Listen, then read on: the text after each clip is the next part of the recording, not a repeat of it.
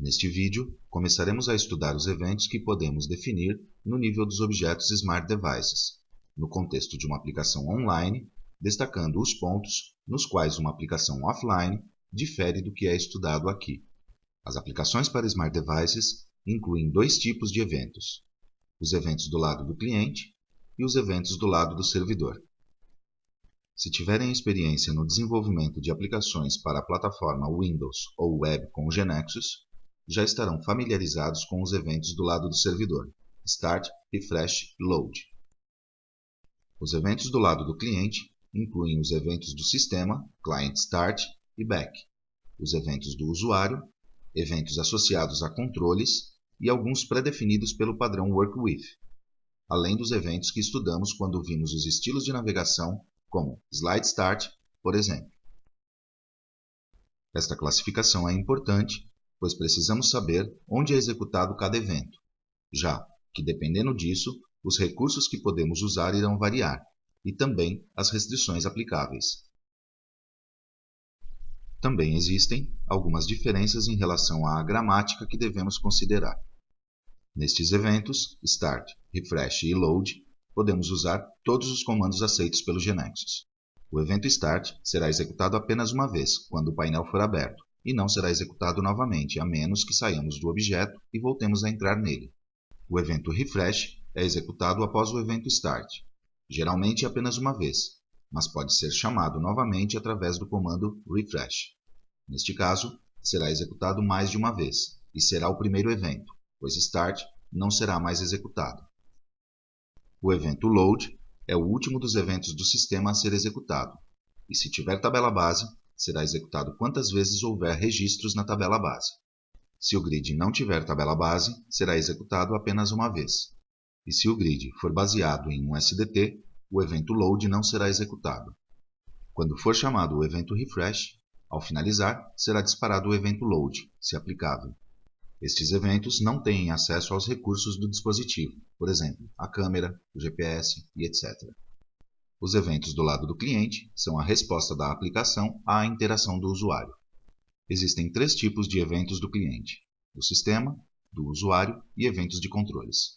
Diferentemente dos eventos Start, Refresh e Load, que são executados completamente no servidor, os eventos do lado do cliente têm acesso a todos os recursos de nosso dispositivo.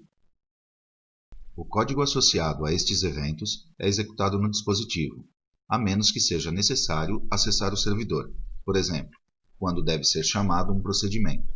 Neste caso, o processo sempre será executado no servidor, por meio de uma chamada a um serviço REST. Isto é transparente para o desenvolvedor. Durante a execução de um evento do lado do cliente, os eventos do sistema não são executados, a menos que sejam requisitados explicitamente através do comando Refresh. Como já mencionamos, estes eventos terão uma gramática específica diferente dos eventos do lado do servidor.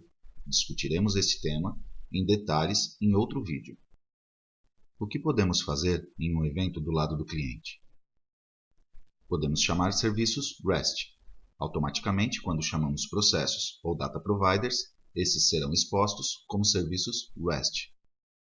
Usar Business Components para recuperar ou atualizar informações. Nesse caso, esses Business Components também serão expostos como um serviço REST automaticamente.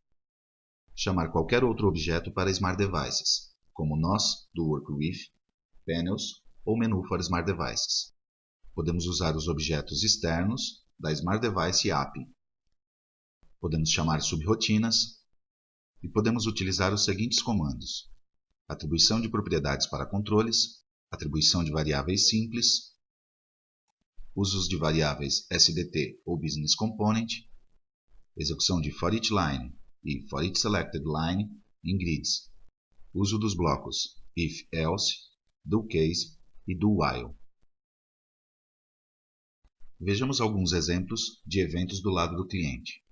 Por exemplo, o evento Insert no List é um evento criado pelo padrão. Outro evento executado no lado do cliente ocorre quando fazemos o tap em um item do grid. Isso dispara um evento que, embora não o vejamos programado nos eventos, ou seja, está implícito por padrão, possui uma call ao detail desse Workwith, no modo display. Se quiséssemos, poderíamos alterá-lo e ainda assim continuaria sendo um evento do lado do cliente, pois está associado ao TAP em um controle, neste caso, o grid. Todos estes eventos são do cliente, mesmo que invoquem objetos que devam chamar serviços, ou data providers, do servidor, para retornar os dados ou salvá-los. Vejamos o que acontece do lado do servidor. O evento load, para carregar as linhas no grid, neste exemplo, foi programado para que, com base no valor da hora de início, seja carregada uma variável que conterá a hora de início e o indicador de AM ou PM conforme corresponda. Este evento será executado no servidor, se o objeto for executado online. Aqui, vemos os layouts criados pelo pattern para a section General e os eventos default. À esquerda, vemos o layout no modo View e à direita no modo Edit. São 4 eventos no total. Os 2 primeiros, Save e Cancel, se aplicam ao modo Edit, e os outros 2, Update e Delete, ao modo View. Todos estes também serão eventos do cliente. Nos objetos para Smart Devices, podemos identificar 2 partes distintas. A primeira parte, que chamaremos de parte fixa ou plana, conterá tudo aquilo que está no formulário e que não está incluído em nenhum grid. No exemplo que vemos na tela, a parte fixa é composta pela Application Bar com o botão Insert. Se tivéssemos atributos fora do grid, eles seriam da parte fixa. A segunda parte será chamada parte do grid ou variável e, neste caso, será composta pelo grid que contém os dados da conferência. Sempre teremos uma parte fixa e também teremos uma parte variável para cada um dos grids que o painel possua, com as quais essa parte poderá ou não aparecer em nossos objetos, dependendo se temos um grid no objeto ou não. Neste caso, teremos uma parte grid. Para cada parte fixa e grid, GNexus gerará automaticamente data providers que resolverão o acesso aos dados. Estes data providers serão invocados com o protocolo REST. Não os veremos na base de conhecimento, pois GNexus será responsável por gerá-los e mantê-los, mas sim poderemos ver quais dados acessam cada um, como veremos em um momento. Agora vejamos conceitualmente o que acontece quando executamos pela primeira vez um painel para Smart Devices. Primeiro é executado o evento Client Start. É executado apenas uma vez e da forma como já vimos, no dispositivo.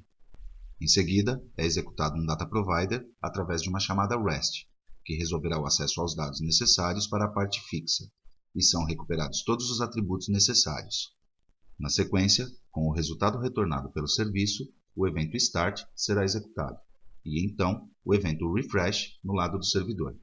Então, será desenhada a parte fixa do layout. Em seguida, se executa um segundo Data Provider, também chamado como um serviço REST, que resolverá a recuperação dos dados requeridos pelo grid. E na sequência, o evento Load será executado. Este evento será executado N vezes quando o grid tiver tabela base, uma vez para cada registro. Neste momento, terminará de desenhar o layout com a parte do grid. A particularidade de que a tela seja desenhada em 2 momentos diferentes tem suas consequências, como veremos a seguir. Vejamos um exemplo em GNexus.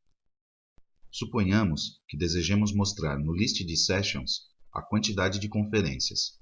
Se programarmos este painel da mesma maneira que um Web Panel, colocaríamos uma variável abaixo do grid, uma variável total.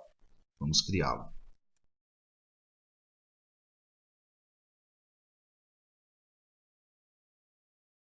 Nesta variável, mostraremos a quantidade total de conferências. Então, vamos aos eventos, e a primeira coisa que faríamos é inicializá-la no evento Refresh. Então, vamos ao evento Refresh e escrevemos total igual a 0.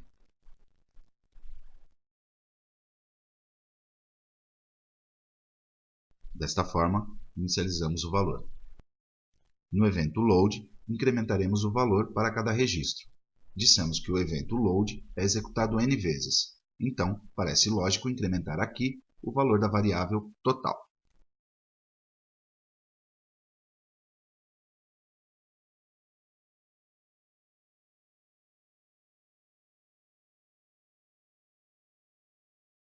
Vamos executar a aplicação. Enquanto é gerada, veremos a lista de navegação. Observemos que, para o list, temos dois data providers. O primeiro que vemos é o associado ao grid 1. O nome é Work with Device Session, _session, _list, _grid 1. Este data provider acessa a tabela Session e a tabela Room para resolver os dados do grid. Aqui poderá ver os filtros aplicados com todas as condições correspondentes. O que segue é o que foi gerado para a parte fixa. Seu nome é Work with Device Session, _session, _list. Observe que este data provider não está acessando nenhuma tabela, pois não temos no painel nenhum atributo que intervenha na parte fixa, nem no grid, nem nos eventos Start ou Refresh. Agora sim, vamos acessar o emulador. Bem, vamos para Sessions. Veja que já mostrou a variável total e tem valor 0, então foram carregados os registros do grid. Por que isso acontece? Aqui podemos ver esquematicamente o que fizemos. Se lembrarmos do que vimos antes, ao abrir o painel, o evento Client Start foi executado. Neste momento, foi chamado o data provider da parte fixa, que no nosso caso não recupera nada do servidor. Então, foram executados os eventos Start e em seguida Refresh, onde foi inicializada a variável total. Na sequência, a parte fixa foi desenhada. Observe que a variável total neste ponto valia 0. Em seguida, foi chamado o data provider associado ao grid e foi executado o evento load. Aqui, incrementamos o valor de total, mas a variável total já estava desenhada no layout, com valor 0. Então, é desenhado o grid.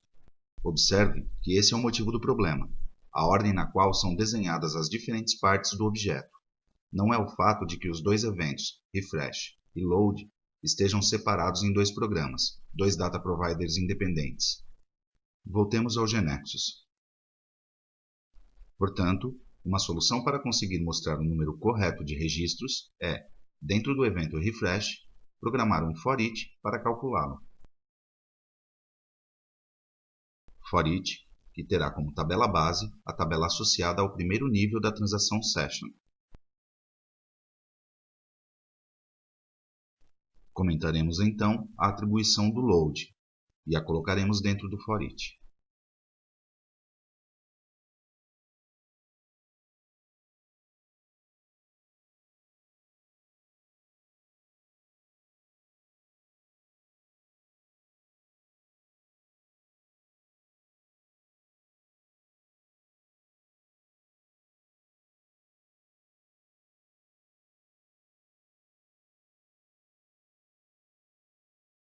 Agora sim, vamos executar a aplicação novamente e ver o que acontece.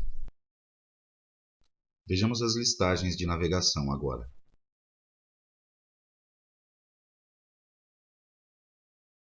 O associado ao grid 1 permanece o mesmo. Em vez disso, o associado à parte fixa agora acessa a session e realiza um count asterisco na tabela.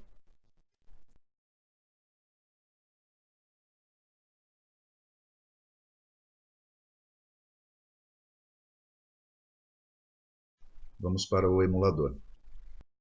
Vamos para as Sessions, novamente. E agora sim, depois que a tabela for atualizada, temos o total com os 9 registros que tínhamos na tabela, o que está correto. Vamos ver o que aconteceu agora. Foi executado o Client Start. Neste momento, foi chamado o Data Provider que resolveu a parte fixa que recuperou o resultado do foreach na tabela Session, onde fez o count. Depois, foi executado Start e então Refresh, onde se incrementou a variável total. Isso é otimizado e diretamente terá o resultado do count da tabela, porque foi retornado o Data Provider que vimos. Em seguida, a parte fixa foi desenhada. Observe que agora a variável total vale 9. O restante permaneceu o mesmo.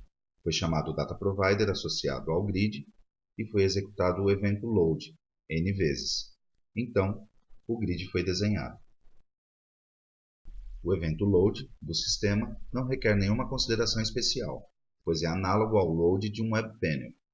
Como é possível incluir vários grids com tabela base no mesmo layout, como nos Web Panel, quando temos mais de um grid, será necessário especificar o load de qual grid estamos programando, escrevendo o nome do grid, .load. Aqui mostramos o exemplo do load para carregar os itens do grid do list do Work with Device Session. Este evento é executado no servidor, portanto, tenha à disposição todos os atributos da tabela estendida para serem utilizados. Observe que o procedimento isSessionFavorite não precisa estar exposto como um serviço REST, pois está sendo chamado a partir do próprio servidor.